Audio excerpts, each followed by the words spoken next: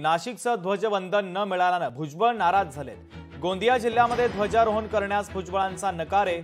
मंत्री मंगलप्रभात लोढा गोंदियाचं ध्वजारोहण करणार आहे। शासनाकडून आता नव्यानं एक परिपत्रक जारी करण्यात आलेलं आहे। त्यात या संदर्भातले काही बदलही करण्यात आले।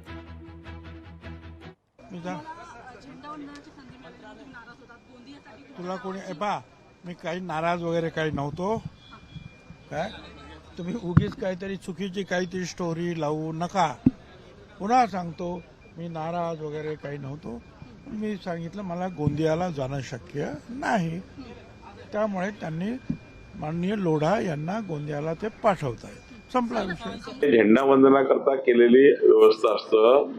प्रत्येक जिल्ह्याला पालकमंत्री, माझ्याकडे 2 जिल्हे अमरावती आणि नागपूर।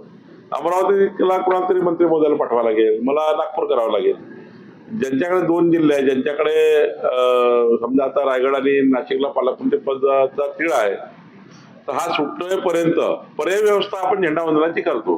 माननीय मुख्यमंत्री महोदयांनी मंत्र्यांना ज्या ज्या जिल्ह्यात पाठवायचं असतं त्या जिल्ह्यात जावंच लागतं। मुख्यमंत्र्यांचे विशेष अधिकार असतात, त्यामुळं अशा विषयात नाराजी व्यक्त करायची गरज नसतं।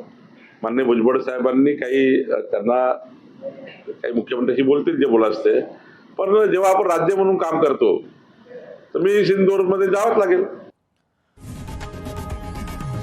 लोकशाही मराठी ऐका, पहा, जागरूक रहा।